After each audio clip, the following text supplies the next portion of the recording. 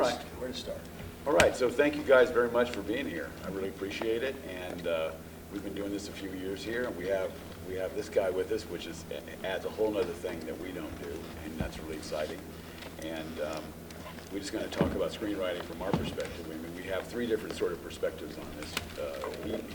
He has his. I've taught screenwriting for 16 years and been more of an indie filmmaker and writer, and these guys have both been, doing all kinds of big things. So I think we have a lot of questions we can answer and all that type of thing. But I think I'll start with what I really want to do as soon as we can is get to questions, because I think that's the part where everybody gets what they want. But I just want to say one thing about screenwriting. To me, any kind of story you're telling starts with a central idea, and if you can commit to whatever that central idea is, theme, story, person, thing, something you want to say, what do you want the audience to leave with, that type of thing. If you can find that central idea and commit to that, that becomes the beginning of a story. And then you start attaching things to that. You start attaching plot and characters and all the other plot points and all those other things that you can read about in all the books. But it all starts with a central idea. Everything works off of that. And as a screenwriter, a filmmaker, a producer, even a podcaster, which I've started doing lately, you as a screenwriter have an idea. That idea is the filter that everything runs through. And once you've committed to what that vision is, you can call it vision, you can call it filter, you can call it idea, you can call it central premise, or whatever your why is, or whatever that. Once you've committed to that, everything you're doing is to serve that. And we'll get into lots of details about writing and the plot points and all that kind of stuff, but it all starts with having like a strong idea. And once you have that, everything serves that. And I'm not telling you that those aren't subject to change. You can have a central idea that you're in love with, and 30 pages in, the script starts telling you it's different than you thought. And that happens all the time. But starting with one puts you on a path. And I think writing is about starting and finishing. And being on that path, knowing where you're going, is how you finish. And I can tell you, and I know these guys will back me on this, when you first start, you have so many unfinished screenplays. And when you're dealing with a lot of young writers like I do, there's so many unfinished screenplays. And the reason is they don't know the end. They don't know the idea that's holding it all together. They just start writing because they have a cool thought, and knowing that ending, knowing what you're trying to say at the end of this story, that gives you a reason to finish. And I just want to start it with that, because everything else is just how do you write a screenplay, Mark? Yeah, we're sort of jumping to the end here, I think, but I think this is an excellent point. I get asked a lot, like, what's the one piece of advice you would give? And it used to be, it's perseverance. It's all about being persevering and keeping going. But over the years, I've realized, and I'm jumping to the end here, it's about finishing. Okay, you have to finish. Okay, so you write a script, you kill yourself working on it, you do as many drafts as you think where it's good, you have people who are, whose opinions you trust, you give it to, they give it back with whatever their comments are, you take those for what you can, get rid of the rest, you rewrite it again, and then you finish it.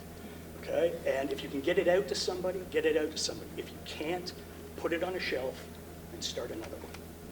Okay? And then start another one after that. Because if you ever get in the room in LA or anywhere with a producer, they've read the script that's going to get you in the door. Okay? They've read that script that you have slaved over. But unless they call you up and say, we want to option this, we want to make this, the first question you'll get asked is, what you got next? What else you got? What else you got? I hear that so often. Every time. A meeting, unless they option it, the meeting is about what else you got. They see something in you. They see something in your writing. They like it. They think they can make money off it. But they'll ask you what else you got. So if you want a career in this, finish. Start the next one. Finish it. Start the next one. So. I would just add to that if I was 25 years younger and sitting here with you guys, somebody said what they just said. I think the way to finish, beyond having a very, we'll get deeper into this obviously, on, a very clear theme, something you want to say, something that's important enough for you to spend countless days trying to say something about something that maybe is unfair in your life, something you see you really want to tackle through a character that can handle the problem. Could you speak a little louder? Yeah, something you see in your life that you feel is usually unfair, unjust toward you or to someone you know or in the news, wherever, something you want to tackle as far as an issue. But you have to love the other side just as much to write a great script. You have to address, you have to become the other person too who says, no, that's what you're Embrace saying the is rat. wrong. Yes, create a huge obstacle, that's your antagonist, that's the person who's going to stop your hero from getting to where he's going at the end. And we're going to go through different sort of steps that take you through certain pages of a screenplay, because it's not like a book, you're very limited, you have 110 pages usually. If you don't get it in that 110 pages, getting to the end is one thing, getting to the end in the right length is something else. You have to break it up in a way that has proven over the years to make successful films. Certain things happen on certain pages at certain minutes in movies. When you watch them, you almost know if that doesn't happen, I'm bored, I don't know why. Well, it didn't happen. The writer messed up. You have to define those. And you define those as a function of that hero, that antagonist, trying to say what you're trying to say. He's finding that truth, while the other side is saying, no, that's not the truth. This is the truth. And presenting obstacles to you, which force your hero to change his course constantly in surprising ways to the audience until he finally, in the end, usually changes a little bit for the better and finds a middle ground with who he is and ends up at the end of your story not only having accomplished something, but maybe the more important thing is becoming different for it as a person and evolving to something that is better and reflective of whatever your first initial thought was about what you wanted to achieve. So, I mean, there's a way to break it down so that it's easier. I say when I was younger, I wish I'd heard this, because you can go, if you know you have certain points you have to hit at certain pages, you won't write 50 pages and then realize, oh my God, that has to happen 20 pages in. I got 30 pages here that you don't want to throw away because it's weeks of your time, but you didn't follow the tried and true rules. So, I mean, you might get some good things out of the experience as a writer, but you're not going to finish the screenplay if you're going the wrong way for too long. And Michael's right. The minute you finish it, put it down, write another one. I know so many unsuccessful writers who write one screenplay and they run around with that one screenplay thinking that's the masterpiece of all masterpieces, and it'll never happen because it's like anything else. You just get better with time, Yeah, and there's all, he's right. There's all these things, there's guardrails that are on screenplays that are part of the rules. They have to be at the end of it. And he says 110. It's really starting to be like 100, 95, 85. I mean, it's getting shorter and shorter. But for you, your job is you need to know the rules. That's very important. And then you need to realize when you're watching a film in the theater and it's feeling like it's dragging, that's because it's probably that plot point that he's talking about. It sounds technical, but it's probably should have happened already. Yep. And when you break down a script, there's things that certainly have to happen to keep it going. And what I always feel like is that main character wants something. That they want something so bad, it's life and death to them. Whether it's a silly comedy, a horror film, or a big, gigantic, Spielberg movie or something. There is a main character that wants something, will do anything for it, and he's the protagonist. The antagonist wants something too, just as badly. The protagonist is the journey. You have a main character, he's on a journey, he's on it till the end, right? The antagonist is the plot. He's the guy who's throwing up the obstacles here, there. Every one of those obstacles that are being thrown up for that character are your plot points. And he doesn't have to be a person, by the way. He can Yeah. be the government. He Could can be be God. a corporation. Weather. It could be just racism. It could be anything. It could be anything you want it to be. But that antagonist is throwing up the obstacles. Those obstacles tend to drop right into those plot point moments, and we can talk about all those things. But so I always find it like that conflict that Kevin speaks about, where you're talking about the main character on a journey wants something heroic, something huge, whether he thinks he does or not, he does. And the antagonist is throwing up the obstacles that are creating those plot points. And then you have to figure out what those are. There are reversals, and there's all kinds of things you've read in all the books. But that's your story. Your antagonist drives the plot, and your protagonist drives the journey. And those are two things that are working against each other and eventually for each other. That's kind of a generalist. And probably the other general idea that you have to keep in mind is you have to choose, this is probably the other big thing before you get into sort of the microcosm of the screenplay. You have to choose a genre that suits what you're doing. And it should be something you like, but they should help each other. You have to define, because these will define your turning points. Because when an audience comes to see a thriller, those turning points have to thrill them. When an audience comes to see a horror movie, those turning points have to be something that turns on something that happens in the monster, right? When an audience comes to see a love story, somebody has to decide that they're breaking up with somebody else for those problems. They have to satisfy whatever genre you choose. Yeah, they have all those conventions Right. attached. You have to choose the genre that best suits your ideas, you know. And usually they work hand in hand, because whatever your idea is about a theme, you know, you're typically a fan of certain type of films, so you'll choose that genre anyway, and you'll fit your theme into that genre. I would highly recommend, depending on where you are, if you're wanting to, you know, get in the game really fast, that you pick what are called genre movies, genres that are you know, tried and true. You know, low budget action, horror, rom-com, thrillers. Comedy's a little tougher. Drama's very tough. You write drama, you're going to be begging your cousin for money to make it, and you're begging your cousin to watch it. Historical fiction, very tough. Yeah. It's very tough, but you want to pick things that typically are more, you know, it's show business, it's about the business side too, so the people who are going to give you the money ultimately to make this movie, they want something with a high upside, so they're not going to invest in things that are riskier. They always want low-budget horror. You can Low-budget sell that horrors. every year, no matter what year it is.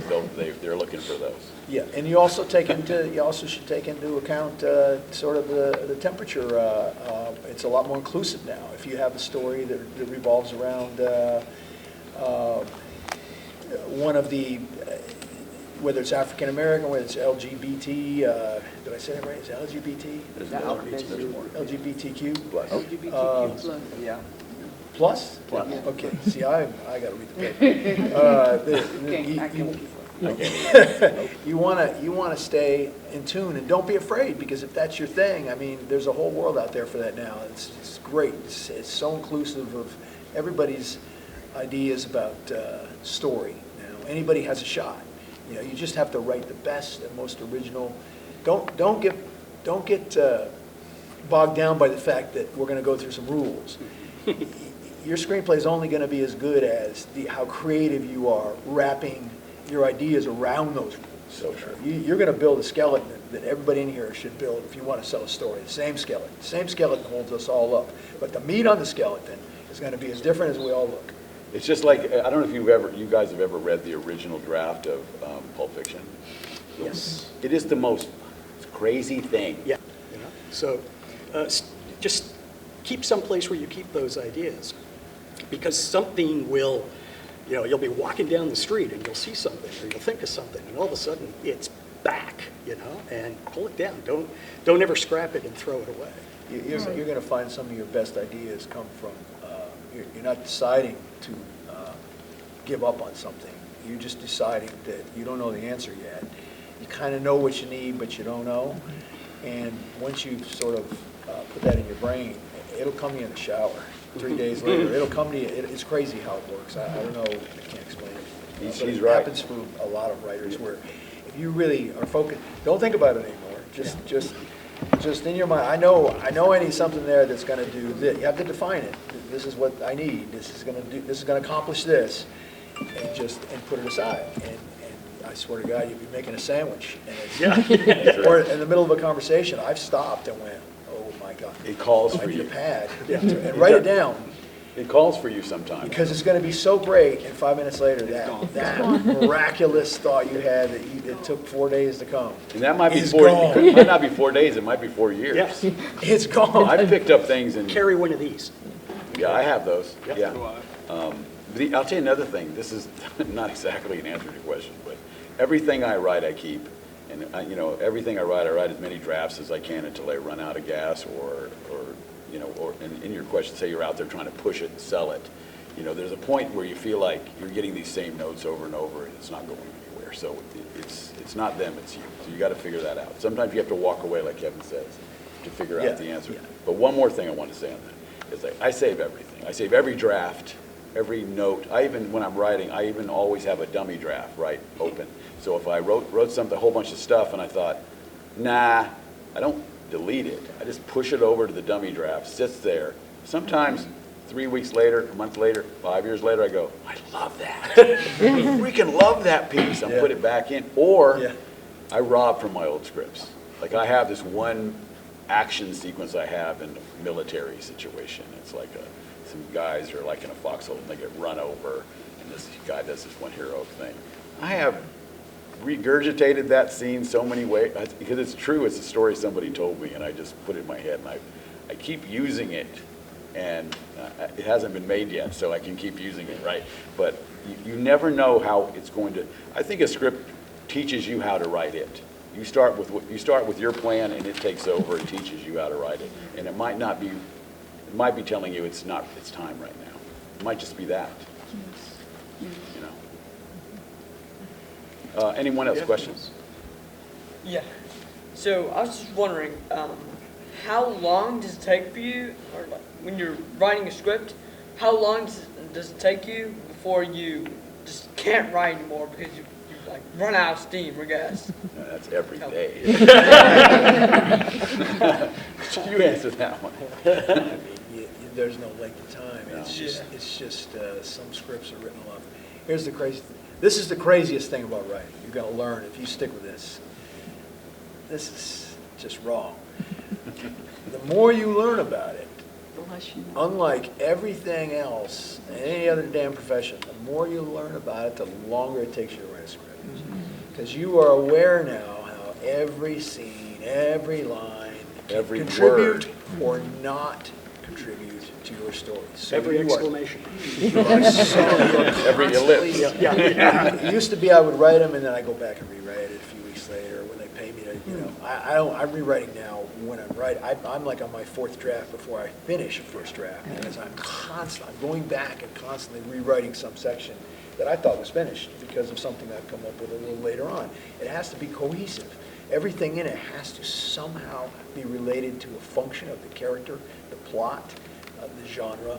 They all have to inform each other, and if you do it right, everything you've built up, in the greatest movies you see, you'll see that scene in the end, and this is the only way to move anybody, is when they all come together. The plot comes together in a way that nobody saw coming. The bad guys sort of become something different. The good guy, as a result, becomes something different. He affects how the plot comes out because he behaves in a way that he's evolved to by the end. So they all come together at that sort of climactic point. Everything has to come together, and you have to plant these things all the way through so that they just collide there. And if you do that right, and then you just have the last sort of wrap it up scene, you'll move people. And if you move people, I'll tell you, if you can move people in your last few pages, you can get away with a lot of mistakes that you made in the middle. They'll forgive you. They hit that and they're like, oh, we can fix the rest. You know, it's, you know. And as far as one small thing on the notes, get as many people as you can when you finish it to read it. But I will tell you, when I give it to 5 people, if they're all telling me the same thing, I know I got to listen, or 4 or 5, or even 3. Yeah. Even if you disagree with them, Right. they're still right. They may not be offering you the right solution, but because they're honing in on the same thing, you know you have to clarify, you have to do something. But if they're giving you 5 different, I don't change anything. Yeah. I don't care. That's just their, Unless you like it. that's their. Yeah, let's see, like, yeah, If you know, then you're like, definitely take it. oh, I love that Yeah, one. yeah, but usually I don't. Yeah, I give my scripts to my agent when I'm done, and over the years, she's developed what I call the Maggie frown. And she reads the scripts, and I told her to do this, because she one time said to me, I got to this scene, and I don't know what's wrong with it, just made me frown, like that's it. So I told her that any time she frowns, as she's going through the script, mark it, put a note there. And even if she doesn't know why she's doing that, because something subconsciously has tweaked her, and she's noticed something. And invariably, when we go through it, you know, and we begin to kind of tease out what's bugging her, there's a problem. And sometimes it's an easy fix, and sometimes it's not. But she's almost you know, she reads, she's an agent, she reads thousands of scripts, so she has got that, you know, that skill set. But if you all find somebody like that, you should hold on to it, that you really trust it, and then you only have to Yeah. give it to one damn person. And That's then what- stick Yeah, it with we're not five all guys. as lucky as having an agent or someone who Yeah. does that, who Yeah. gives you that time. Sometimes they're really just heat-seeking missiles, and if you've got a hot page, they're running with it, and if you don't, they're not talking. Yeah, don't take it too serious. Most Yeah. people, you give them a script, it's unlike anything else. You give people a book, they read it, it's like, well, I like the book, I didn't like the book. You give people a screenplay, and for some reason, a screenplay comes attached with, hey, show me how to fix this. Everybody who gets your screenplay thinks they're somehow going to tell you how to fix it before it's a movie. They know. Which is craziness. But it is sort of what happens. They don't look at it with an eye toward, hey, I really appreciate it, and they give you a general comment. They go through and say, well, you know, on page 13, this happened, and, you know, I'd use a horse instead. In fact, I don't know why a horse doesn't have a voiceover throughout the whole thing telling you. You're going to get those notes. And you know what? That's great, but it may be a great idea, but that's their idea. That's not what you want to say. What we all do is we see the note, and we don't listen to the note. We just hear it. Yeah. So What's the that- problem what's that the- incited them? They noted a problem. I go back and look at it saying, are they right? What are they saying? What's wrong? And then I try to figure it out. Invariably, there is something, you know, that if several people are bringing it up, if one person brings it up, you may like their note, you may not like their note. If you like it, use it, you know, but generally speaking, you don't. So it could take you to write a script. You might write a script in a few weeks. You might write a script in a few months. It might take you a year. You might put it down and pick it back up. Especially the first one. Yeah. You know, just, that's the trick. But you don't give up. Because, like, when I'm writing, I could run out of gas. Like, I focus on every minute detail when I write. And Probably be a director. Yeah. And it takes like, I can write like 2 pages front and back, but it could take me like an hour because I'm That's trying okay, to change everything. Here's the get it thing you all should right. think about. Yeah, oh my Yeah. God, it took me 3 days to write that page. Well, you know Yes. what? I'm going to tell you something. You're not writing a damn book that somebody's going to take them 30 seconds to read that page. Yeah. You're writing something that's going to require 40 people to bring a lot of very expensive equipment. And stand around probably in the rain, the way it works out usually for me, or in some really hot room and shoot what you wrote. Now, how important do you think, how long should you take writing? A long time. This is, you're not gonna be able to change it. Once it's done, there's no going back. The editor can do a few tweaks, but you've written what all these people are gonna get together, what some guy before them has said, you know what? I'm going to give you millions of dollars. I'm not going to buy an office building where I can collect rent for the next 30 years. I'm going to give you millions of dollars to go film a bunch of people saying this. How long do you think you should take to write it?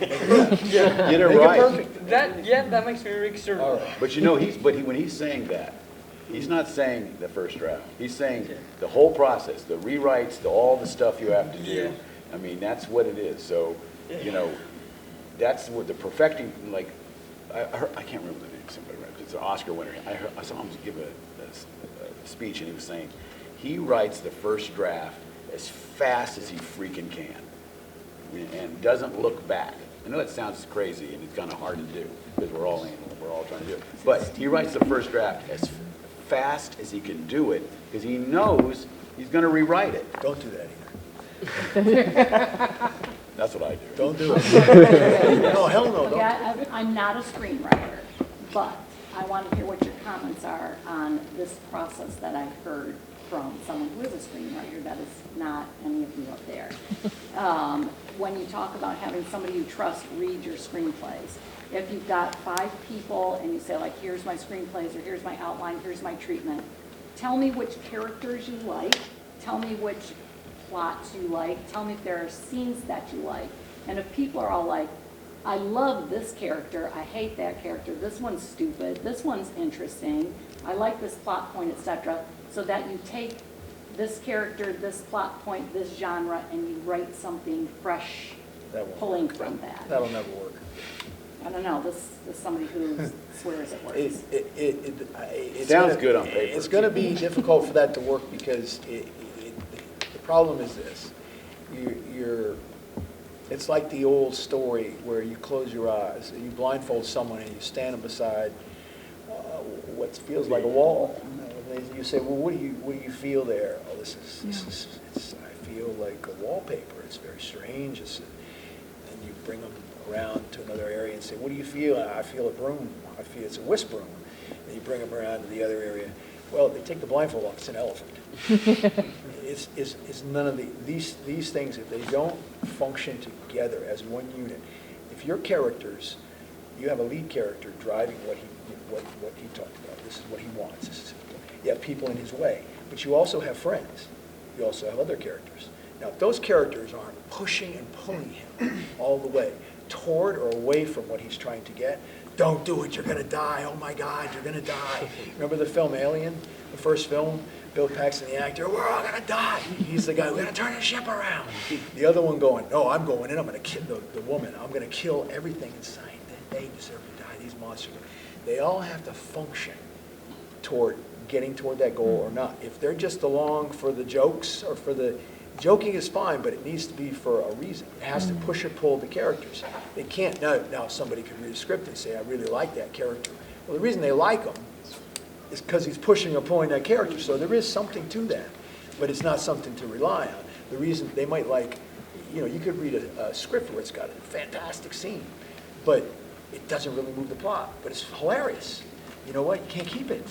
This is somebody's I think it was, that I know, and I thought, no, well, no, that's kind of it's interesting. I'd see what you guys think. it's a great about it. question, but Like if you have like this character, I love this character that I've written, but it's not working. That here. character has We'll to take serve- that character and maybe it needs to go somewhere else. yeah, he has to serve the whole. Yeah, Everybody great has to character serve- that doesn't serve the whole is not a great character. What is Right. it? Who is it? Steinbeck said you have to throw away your sweethearts. The Yeah. first thing, Kill- Steinbeck, Kill- he would write, kill your- yeah. kill your sweethearts. He would go through his books and all that stuff that was like, that's super hilarious, but nobody talks like, nobody's that clever, taking it out. Yeah. And it's so hard because it's like, oh my God, I would have people laughing their butts off reading this. It's got to go because people are reading and going, okay, that's hilarious.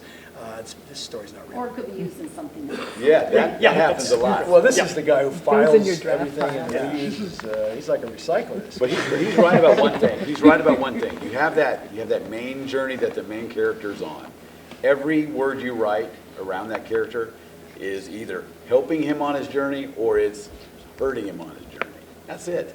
It's one or the other. And by the way, it's not about getting, it doesn't have to be specifically about him getting pot legalized. It doesn't have to be about the plot. It can be words with his significant other, It could be his everything. which are misplaced anger. They're fighting because she doesn't like that he's spending more time now doing that than with her, or he doesn't like that she's now got a job doing this, and he has to watch the kid more.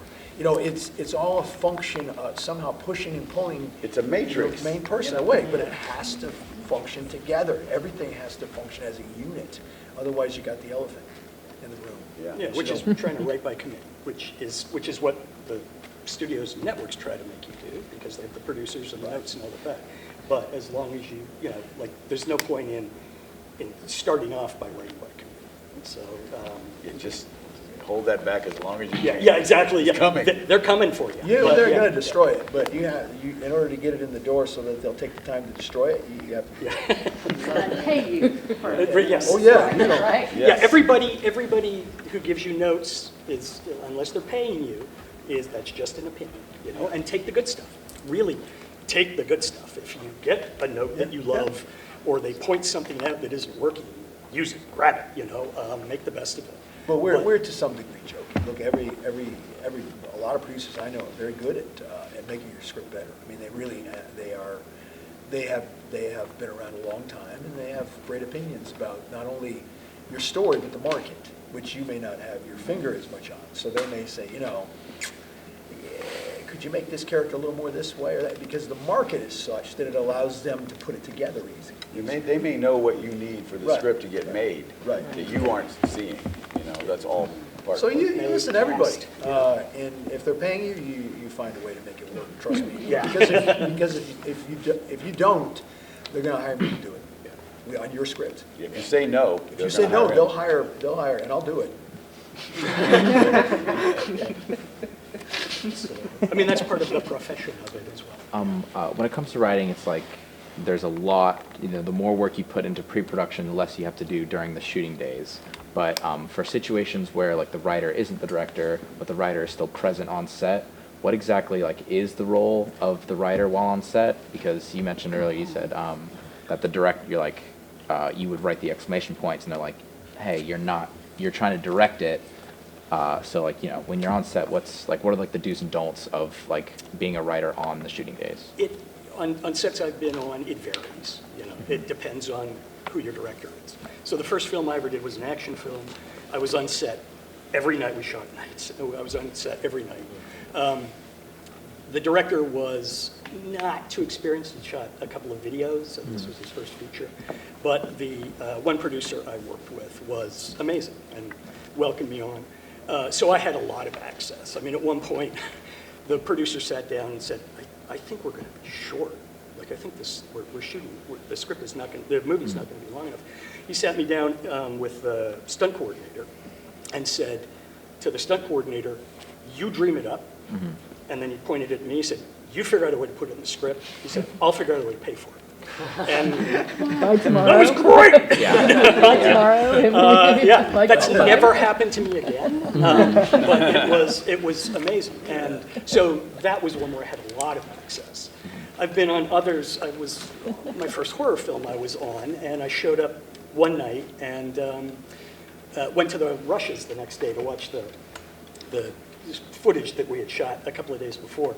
And the producer came over to me afterwards and leaned over my chair and said, go away. and it was, so I was not welcome. Right. So it varies very much depending on the people that you're working with, or in my experience. Thank you. Two movies I'd like to ask your opinion on. I saw Oppenheimer recently, and it was a good movie, but I really thought they could have cut out about a third of it.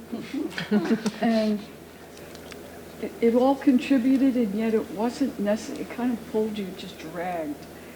And then years and years ago, I saw one that I thought, wow, this went so fast. It was just like coming attractions of the book. And that was Gone with the Wind. Because there was so much movement. I don't know how they did Gone with the Wind, but it was really well done. And except they destroyed the author's ending. That's a whole different story.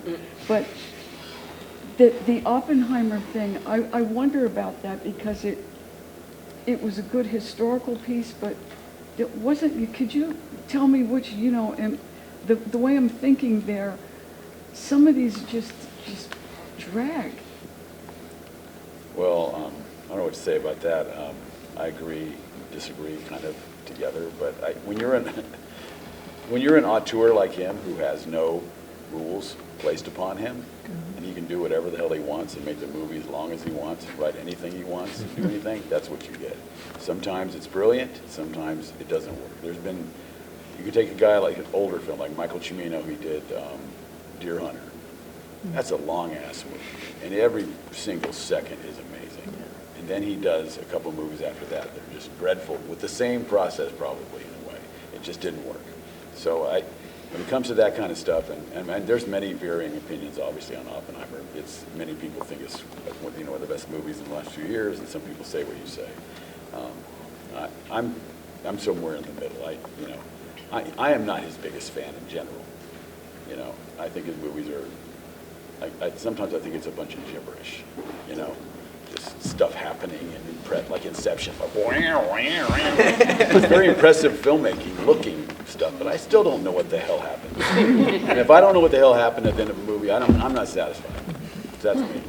Have you seen Oppenheimer? Yeah, no comment. I haven't seen it. So. But it's the auteur thing, That's like, I think when you're making films, if you have there's this beauty of not having any, reins on you, that is amazing. And if you nail it, it's fucking great. It's great. But if you don't, it stinks. And that's why they have smart producers on shows, and they have other people, and they're in pre-production. They're already working out all these problems in advance. But no one's telling Nolan what to do. It's the Saturday, I haven't seen Oppenheimer, but it's the Saturday Night Live effect. So, Eddie Murphy, does a couple of great films. He does Beverly Hills Cop and 48 Hours, which was 48 Hours is a great action Walter film. Hill. Walter Hill. Him and Nick Nolte. And he becomes a big star. And then he kind of gets to make anything he wants. And I think after that, he got to the point that he was just doing what he wanted. And I think you saw that with a lot of Saturday Night Live stars that became big. And yeah, they just stopped. It's Stephen King, the same thing. Stephen King, great author. I read The Stand. I love The Stand. And then they came out with the unabridged version. And if you read that, which is like 300 pages longer, you realize the importance of an editor. Yes. True. Yeah. I think novels are a big example of that. If you look at the Anne Rice Vampire movie, the first one, Lestat, she had no power, so it was heavily edited. The editor had a lot of input. The second one, that's a big hit. The second one, she has more power, and it's really good, Lestat. It's not as good as the first one, but it's still really good. The third one, she had no guardrails whatsoever, and it sucks. It's just so overwrought, so full of stuff that isn't. I think that, the power of an editor, and in our case, it's the producer who we're working with, who's putting pressure on you to make things better, and hopefully you have a good thing. Better, shorter, easier to shoot. Yeah, all that. But that, yeah. And the subtext of this entire conversation is that it's a collaborative medium. Yeah. So we should probably just jump to story points, the more so that we can talk more in detail about sort of what points you have to hit, and then you can ask questions about those. Sure. Go. We don't have to be too lengthy with it, but there's a lot of books out there, and they all sort of say the same thing, all the way back to Joseph Campbell, who wrote the Hero's Journey. But there are everything from Sid Field's screenplay, a guy named Sid Field, SYD.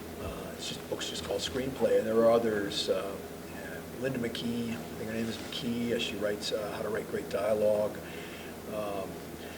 They're all good. They're all good, but they all, if you really break them down, they're all sort of teaching you that there are certain points, as we talked about earlier, that you have to hit. Maybe we'll each just talk about one, go through them. I mean, you have probably the first 10 to 12 pages you have for setting up the character's world, who he is, what he's struggling with. Maybe hint at what his problem is. You want somebody in the first 5 pages to say, Bob, you really should. You really need to say that. Somebody has to say, Bob, you really should. Or whatever it is, it's got to be related to what's coming, your theme, what he's going to learn. When you get to around page 10 or 12, and you might also want to sample the other side, the bad guy. You have the choice. If you want to sample your antagonist's world too and see that kind of operating around him and see how he's, running without guardrails and doing what he wants. So you get a taste for the world. You're establishing. The first scene has to be this is, you don't want to write a scary movie and don't have anything scary in the first. You have to have something to tell the audience, this is what I'm watching.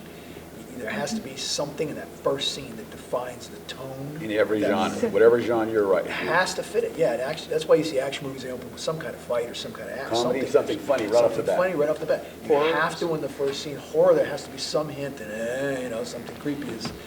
Okay, when you get to around page 10, something that is widely called an inciting incident will happen.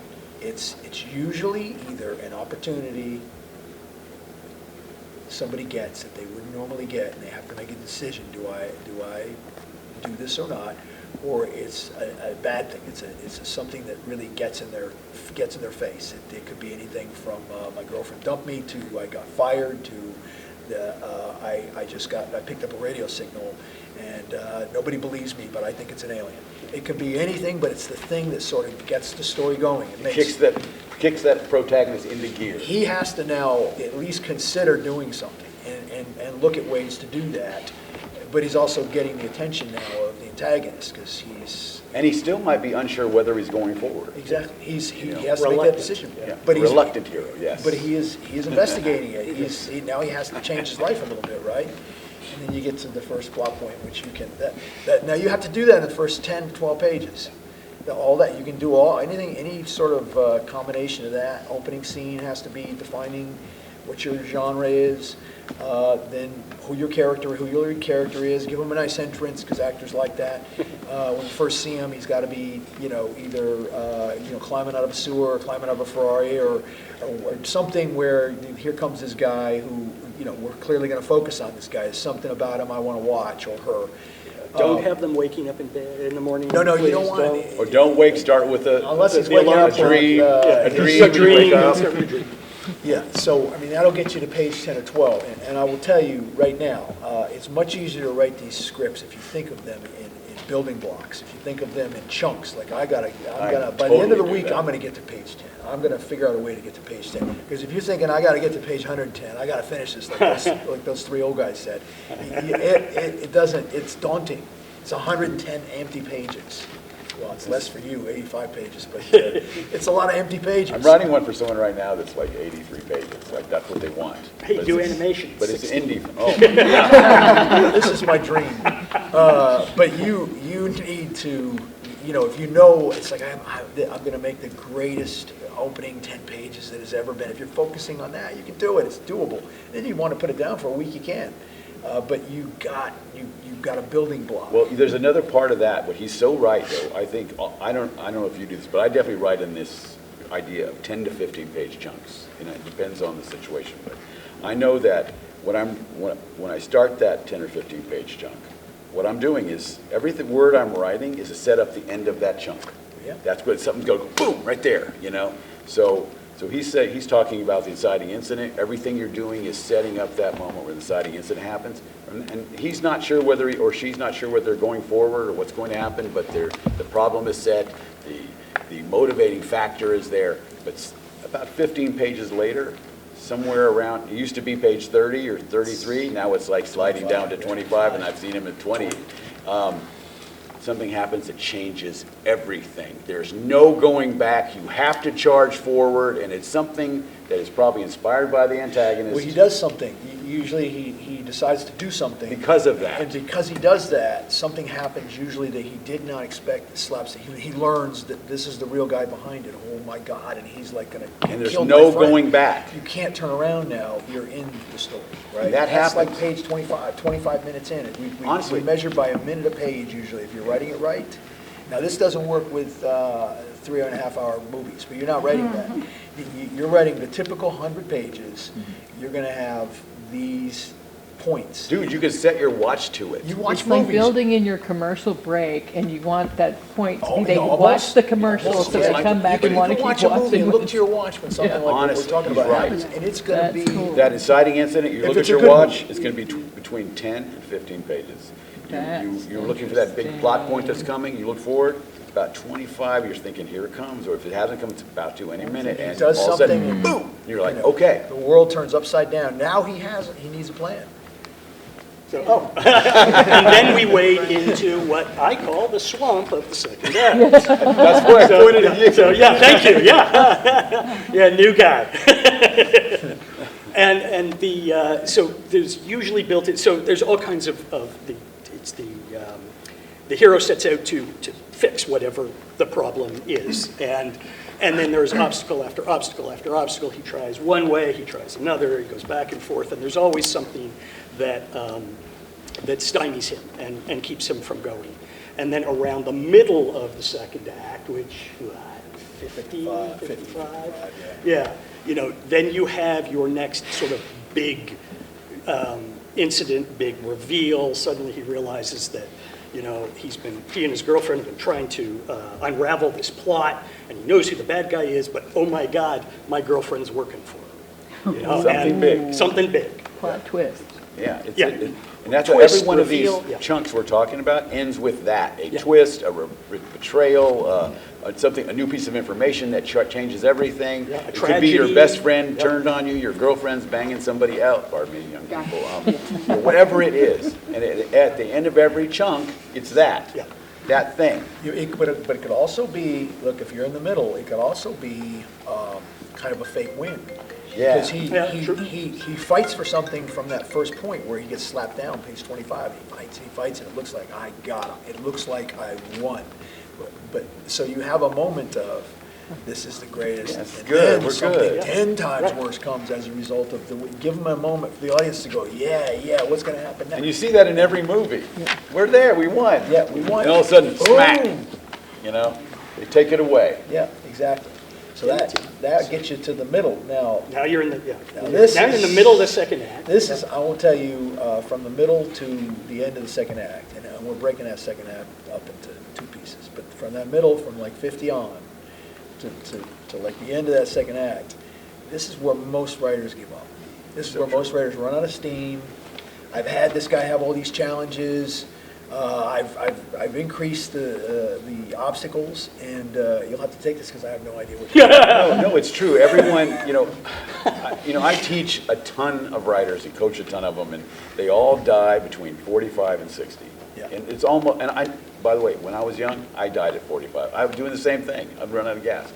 But that's the place where your preparation pays in. All the prep you've done. You know the ending already. What will help you in that area always helps me, and you'll see it in a lot of great movies, is the second half of the second act is where the character has to come more forward. Yeah, the It has to be gathering. more about the individual than the obstacle.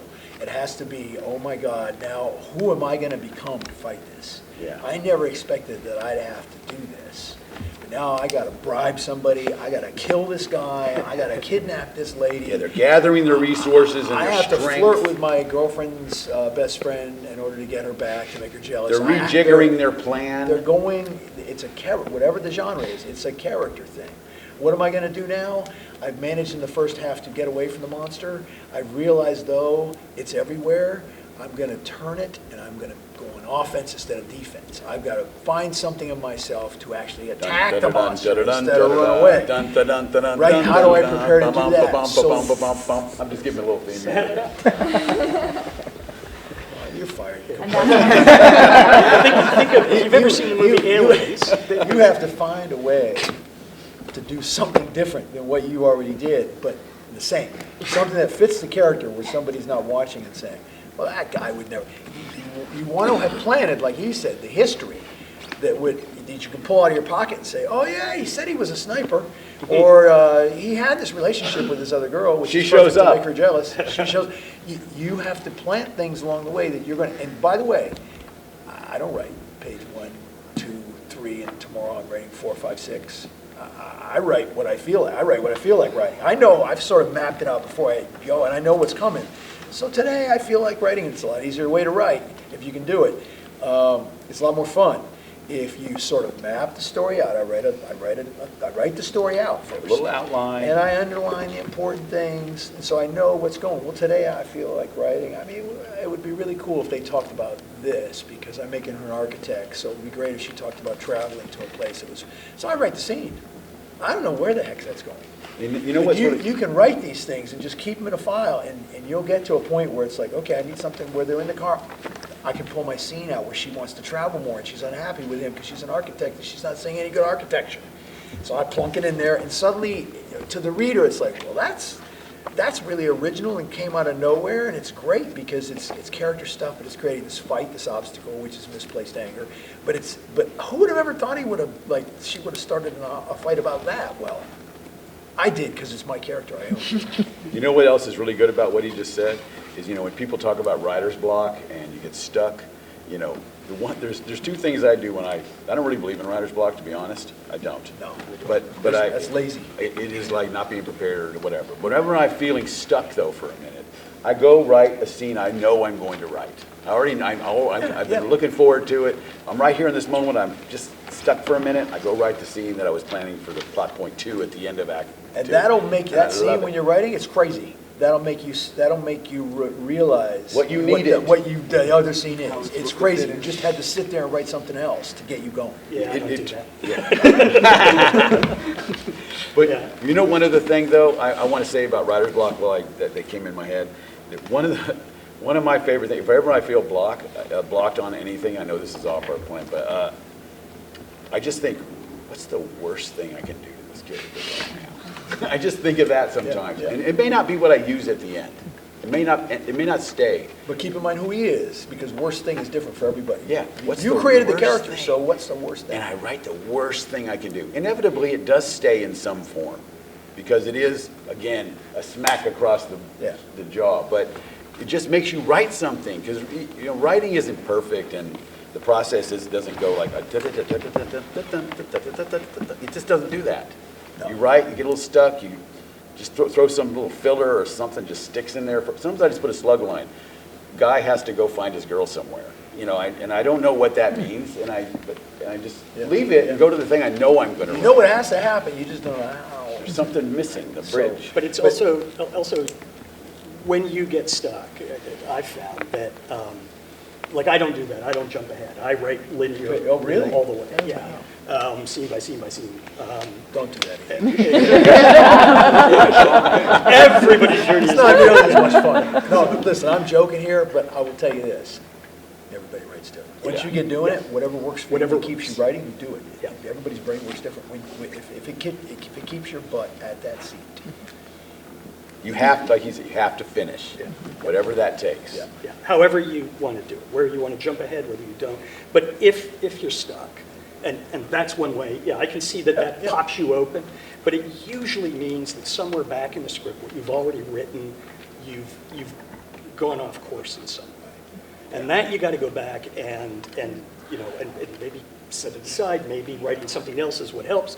Whatever it is, you got to find that moment, and you have to address it. Yeah. Because usually you're talking about moving through to that end, Yeah, right? even playing And all of a something else sudden, back there. all of a sudden you're veering off that way, and it can happen by degrees where you write something that's a little false, or that's something that doesn't follow the plot or doesn't address the character, and then you then write something else based on that, and you begin to make that false turn. And you've got to go back and identify where that Yeah, happens. yeah. And if you can do that often, you can spring open. Yeah, because almost everything you write, when you're writing a screenplay or a novel or anything like that, it's almost invariably, you're either writing one thing or the other. You're either setting something up or you're paying it off. And so sometimes, like what he's saying, you didn't set it up right.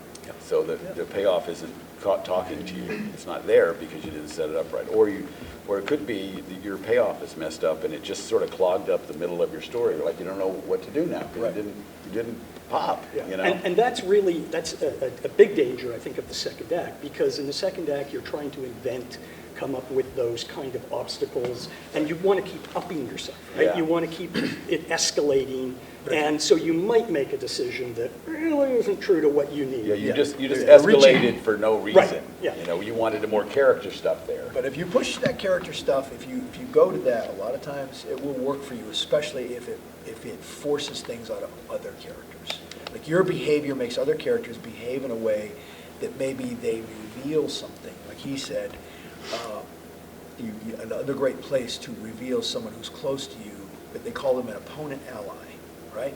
Yeah. It's a person who you either didn't know they were spying on you from the other side, or you didn't know that they actually don't believe what you're saying, and they're going to act in a way that goes against what you're doing.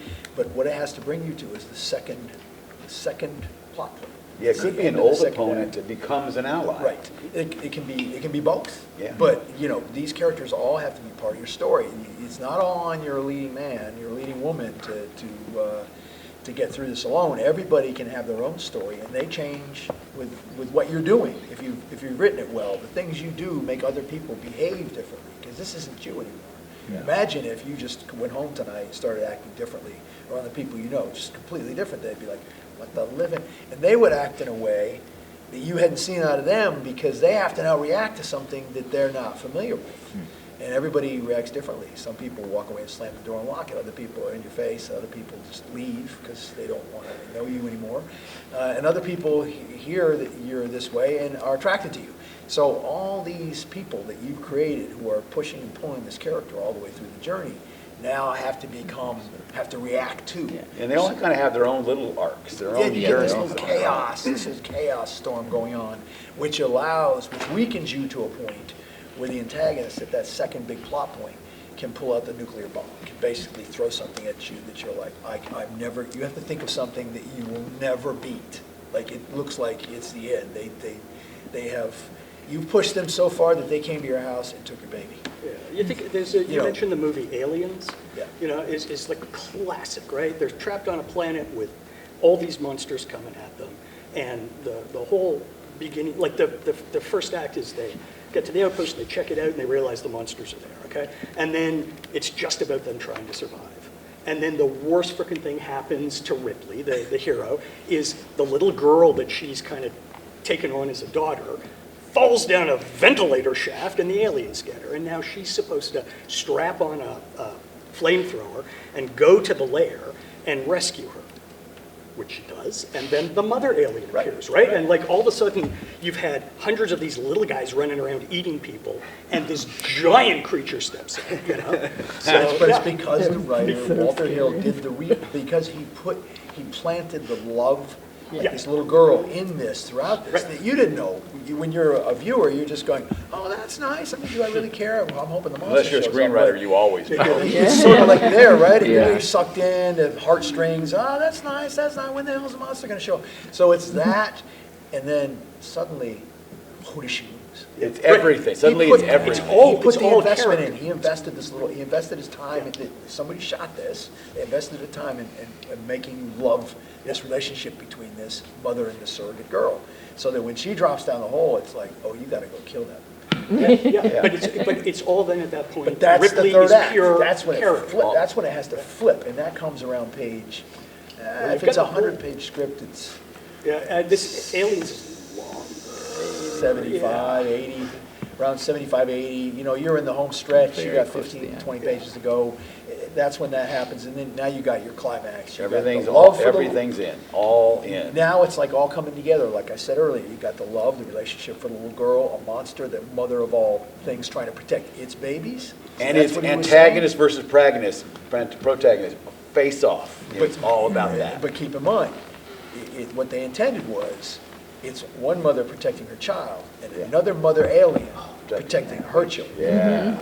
So That's- that's the genius that's of the it. It's brilliance very of simple, both sides. but it's a mother and protecting her child.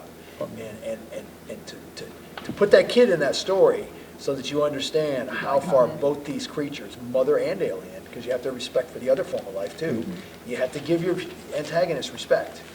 Give it respect. Don't always make them evil. They have a good reason. Nobody's evil. The worst people on earth, if you talk to them, they have a very good reason for what they did. They all believe To they're them, it is a very good reason for what they did. It's how, nobody's going, I They just believe did they're it. to-" right. You know, nobody's, if you have a mustache twirler, they call him, just a guy who's, Dr. Evil. I'm evil. just evil for evil's sake. This doesn't exist. If you talk to a serial killer, he'll explain, well, these people deserve to die, and here's Yeah. why. You'll never convince him Is otherwise. their why is as strong or stronger They've than the crossed that protagonist? line, and it should be good. When you listen to him, you should be like, damn, he's got a point. You know, that makes me think of one other thing about the antagonist. When you, in your story, and this is from beginning to end, your antagonist should be more likely to win Oh, than yeah. your protagonist. Oh, yeah. They need to be stronger, smarter, faster, whatever is required. Wilier, but your protagonist, if you think he's going or she's going to win the entire time, you have failed as a writer. You have to create that antagonist that is more likely to, and I don't care if it's in love or horror or aliens, it's got to be that. You'll do better by creating an unbeatable bad thing. Because Super what you smart, do is complex. you force yourself to come up with a hero that's much better to beat that. They have to rise to beat it. And how far will they go? How bad will they become? How good will they become? How self-sacrificing will they become?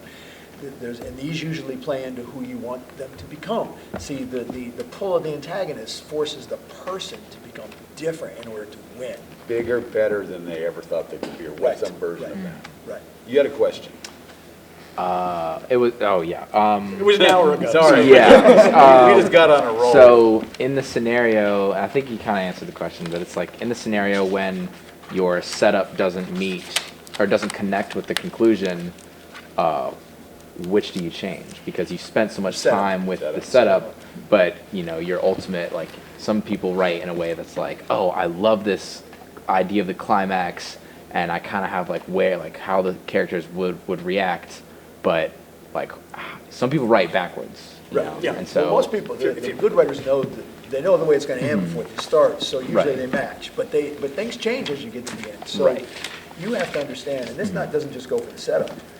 As you're writing, I don't write like him, but I can see where you would have to do. As you're writing, as it evolves, and your story evolves, and you think of new things, you have to constantly go back and set the new things up. Right. Yeah, you That might have some includes great the idea that changes everything that you never thought of. And if you do, it ripples forward and backward in your script. Yeah. I'm not going to make him a guy who is selling tractors. I decided I'm going to, it works better for my story, for my plot, if I make him a cop. Now, I got to go back and change a lot of stuff. Yeah, To okay. change That's what all his career setup. is. That's all the Right. setup. But you change it, and you do that in the first draft. You don't just say, oh, I'll fix it in the second draft. No, I do. No, I don't. Right, don't even I waste gotta your get to time. the Yeah, end. yeah. You know, you don't do that. You go back and you fix things as you go, and usually, it's funny, it sounds like a lot, but usually when you go back, you're like, well, I changed that in an hour. I mean, it's like, because you're so clear on what you want, you can define right where you have to make these tweaks. Then your next screenplay will be about a tractor salesman. Right, yeah. That hasn't been done. Becomes a cop. That hasn't been. No, Ray, the tractor salesman story has not been I only told. brought that up because my uncle, that's what he would do. He would travel around the country buying like big lots of heavy equipment and tractors, and he would sell them to, he was a heavy equipment, he would sell them to Europe. He would ship them over on a bike. 5 Jeeps of them here. Yeah. But, okay, It's a con man. So, let's say you're an indie writer. 10 years ago, you wrote a movie that got a lot of views because no one wrote about it. And as you progress in your writing, you realize you did everything you just said. None of that is in the script, right? Would you go back and rewrite it? I think you could. Yeah. If 10 years ago? Yeah, 10 years ago. I got a lot rethink of things all the views. time that are for the Listen, if it's best. that, I'll tell you what's going to happen, because I've done this. It works. What's going to happen is as you learn more and as you've changed as a person, as you know what's important, what's not important, you know the rules a little better, you're going to take that script and you're going to sit down and you're going to think you're like moving pieces around to suit the rules a little better. And you can create a few new characters to push the protagonist along and a little better antagonist. And by the time you're done, it will be unrecognizable. It'll be great because it still has the same heart and the theme that you wanted to say, but it's going to resonate more. And you can't, if you have fans who already like that, you can sell that as the remake. It's been 10 years, you can do a remake. Or just completely give it a different title, give everybody a different name, and make it a new movie. You know Every what's- director's movies are sort of You the know same what's a good thing. example of that? It's like just kissed on the lips. I wrote this script it's in indie, okay, so that's my world. So I wrote a script that everybody loved back in 1994 or 5, and it was great. But there was a fatal flaw in that script. It was a real story about me, something I was involved in. I was the lead character. The worst character in the script was me. I killed it with all the other ones, but I was freaking boring. And I was talking to Kevin, this is like 20 years later, right? And he's like, you know what? You need, Is that how I talk? yeah, pretty close. You know what? No. Careful. No. No, he goes, you know what? You need to make that guy, that filmmaker guy who was the lead character, you need to make him a porn director. And you know what? I worked on it for a long time, and I think it came out pretty damn cool. Because you know what? It just changes everything, but it's the same story. Look, you gotta, here's the thing, in that story. When you're making smaller movies, okay, people, if you're writing for things you want to make for $500,000, $1 million, even less, you can't try to write. And it's by the same bones, it's the same rules, but you can't write things that people can see in $12 million movies and $50 million movies. You don't want to write those. You want dark stuff, usually, and not happy stuff. You end up on a Lifetime, which is okay for a steady paycheck, but if you're going to be in a Hallmark Lifetime business, that's okay. It's a good living. But if you want to, as a starting filmmaker, I don't think anybody aspires. You want to write things that people can't see in those other movies. That's why they make them for less money, because it's like, well, it's not as much a risk. That's why you watch those indie films. You want to see that crazy thing you couldn't see anywhere If else. it's clean and something that you could see like bigger stars doing, and it could be like more of a theatrical release and all this happy, not really true life stuff. But this is a cheap version. Why do I want to watch this? I can watch that. Yeah, you want to watch the porn director who's trying to get over his self-hatred for his He's trying life to do something self-respect. great. He's trying to get self-respect. Yeah. So who do you put into a place where he has to... I was never a porn director, but Who do you put into a place where he has to grow the most? He's going in there to make a documentary Someone's about a AIDS piece of patients, shit. but he's a piece of crap. He's going to make a documentary on an He's got AIDS to rise. hospice. He's trying to take advantage. He's of it. selling sex. He's trying to make money going in there and taking advantage by selling these people's stories because he's a dirtball, but he comes to love them. He comes to appreciate who they are. He goes there thinking he's going to change them, and they change him. He rises and becomes something much better, and he doesn't sell it. He doesn't do anything like that. He won't sell his soul anymore because he has his soul now. But you have to start that character far from where he ends up. That's indie world. You think of the great indie films, they're always that, some version of that. You know, always a porn director. You know, no, but there's some version of that thing you can't, he's right, something you can't see anywhere else. And that's why you like indie films. All of my niche is indie because we haven't made it yet. We're all striving to. I'm a black woman lesbian. What? Yes, right? You know what? The world is your oyster at this moment. Hey, do you see what And I'm here? hopefully it won't change much, but this is your moment. You got to This strike. is it. This is You strike. exactly all that. But right? it's got to be that personal thing that only you could tell. Yeah.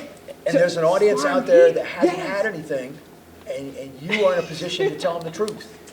Hey, listen, okay? You feel me, right? Like, We all feel you. yes, I'm trying, like, and I see it, and I know it, and I've been watching the industry, and I've been telling, like, this is about to happen. Like, I can see it. Like, when we first got, like, studs on TV, I told the person that got hired into a television show, like, 5 years prior to, it was like, the world is ready for us, Yeah. but they got to be a softer version. And she was like, no. 5 years later, she got hired. She was like, how did you know this? So anyway, I see it. So what the hell is holding you up for 10 years? Nothing. That's why I'm here to listen to you all all right. Plug to it in. finish that script because I have the script. Plug I've been it in. writing it and everything you've been saying. Like I'm right at that part. That's the part I've been Yeah. like it happened. Everything happened in the script and then I was like, oh, okay, I'm so flat. I'm out for 3 years. I'm out. I don't know what else to do.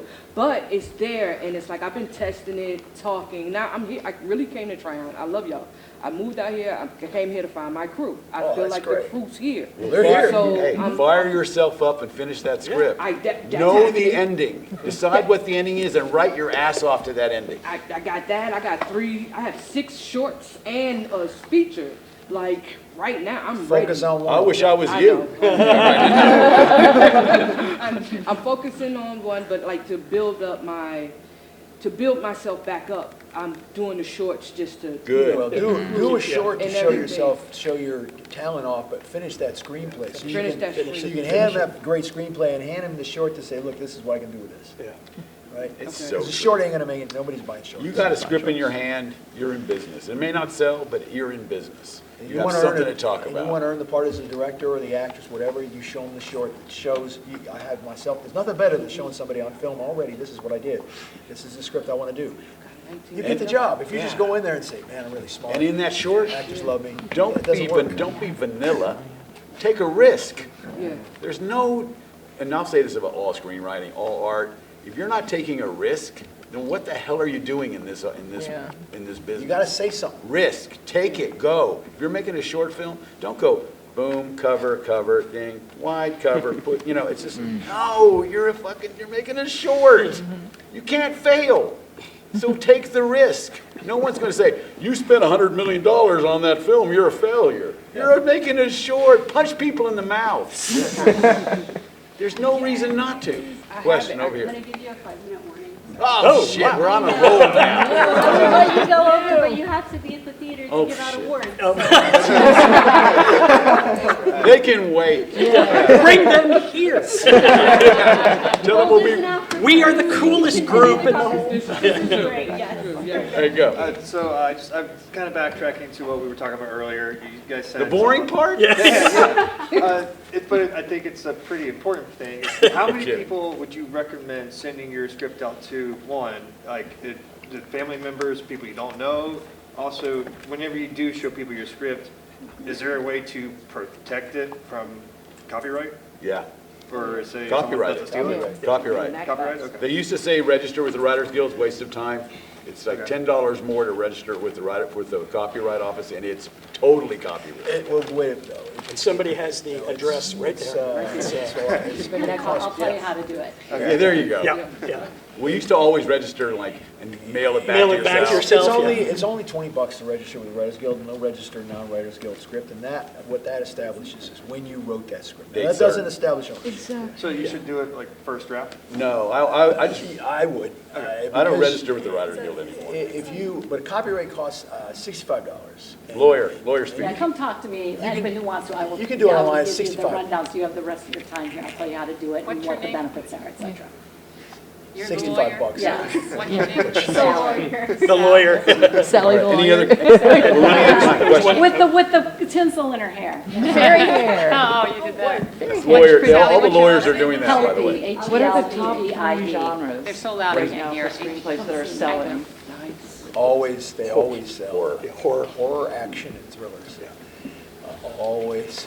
Thriller probably is what you should write, because horror is kind of, a lot of people make horror movies. And everybody hears about the one that got shot in the woods, Blair Witch, and Saw. They hear about these that made hundreds of millions of dollars. They don't hear about the 10,000 other little horror movies that nobody But there are plays more anymore. low-budget buyers for those than any other. But And you don't gotta- need stars. You don't need stars, but you don't don't need stars, but you really get need for stars in action. thrillers. Yeah. Action, you kind of do. Horror, unless you go a get little it. bit more, horror you can get away with. Yeah, and action is hard to make cheap. Yeah. But you know what else, I would also say, I would say write what you love Yeah. for your first screenplays. Just write stuff you love. Just like, if you want, like, people say that romantic comedies are dead, but they're starting to pop up again, you know? I'm not saying you should write romantic comedies, but if you feel like writing, you should write what you want at first. Learn the craft of writing what you love, and then start figuring out where you want to go with it. The main thing is we're going to go back to finishing. Whatever it takes to you to finish that first script so you can have that satisfaction that I can do this, you do it. I don't care what the genre is. It can be the dumbest thing ever. It's something I would never want to read. But you finish something, and you're like a writer now. I don't think you're a writer till you finish writing. If you want to write a drama, write a drama. Yeah. The thing is, you should be creative with it. Like, if I was here, Risk. if I was living here, and I wanted to make a little movie, I look around and I see probably the most interesting thing to me that a movie-going audience would want to see that they don't have an option to see very often is the access you have to horses. There's so many stables, so many people who can ride horses, if you create a love story between a girl and a horse, or a horse gets out and they have to find it, or I love those movies. you revolve it around an animal, and man, there'll be people bidding for that. Anything with an animal, movie, and it's very inexpensively, get some good actors, you can sell that. An Risk, animal in a drama, risk. an animal in a drama is golden. Two people breaking up and fighting, and they're not names, and they're acting as pretty. But if they're riding their horses while they do it, now we got something. Or like Equus, the love story is with the horse. That's a whole different. Of course, the horse ends up. Then we're back to the porn director. and- He ends up blind. Porn director who loves horses. Yes. That's a hell of a tagline. And he sells tractors. I can sell that. Pitch that. I hope you're going to edit this. You can definitely pitch it. No, but just write, I think, obviously, the things everyone's saying is right, but I think when you're writing your first screenplays particularly, just write write something you know you're going to follow through on and finish. Because I think once you have that script that you wrote and you put all your heart into it, you learn how to do this, because there's a bit of a learning. I don't think it's hard to learn how to write a screenplay, but it's hard to learn how to do it well. The rules are easy to follow. You can just read 5 scripts and get the rules, you know. Like when I teach it in college, I don't teach them the basic formatting in the beginning. I say, go get Sid Field, go read 5 scripts, and go write a 3-page script based on that format. I'm not talking about structure, about format. Like, I don't want to teach format all day. It's boring, and I don't care about it. And you can learn it yourself in 5 minutes. Structure, right? All the nuances, character development, more than anything. Write what you want to write. Say what you want to say, but finish it. Don't let other people. Don't let. The satisfaction of finishing a screenplay is very high. I love it. I don't even know if they're going to sell or anyone's going to like it but me. But when it's over, I just walk in my room, look at my wife, and I go, I'm finished. And his wife says, "Well, what are you doing in here? Start another one." Yeah, exactly. That's what she knows her. Can you type the end in all caps with an exclamation point? Or is You can. You can make that statement, but earn it. Earn it. that- Yeah, Is finished your first draft, or is No, finished your no. hopeful? There's a satisfaction for finishing your first draft. But you know, you're just gonna step back for a little bit, and you're gonna go right back in. You're gonna hand it to Right. your friends and people you trust. Always tell my script to smart people. And people who may not like you much, Right. because they're gonna be more But honest. when you say you're like just finish it is the first thing, are you saying get that first draft? Get that first draft Copy, done. okay. Something you're happy with, something You're you're going to you- You're you gonna should think rewrite, there's it's an gonna be Yeah, multiple, absolutely. Yeah. Many. And first of all, Yeah. you know, just because you know there are multiples doesn't mean you can be handing your friend something that you know needs work. Right. Don't do that, Yes. because they Oh, will yeah. never read another script of yours. You have to give it to them, and in your mind, don't tell them this, but in your mind, you should be thinking, you're not gonna find a damn thing wrong with this. All you're Yeah. gonna be saying to me is Scorsese.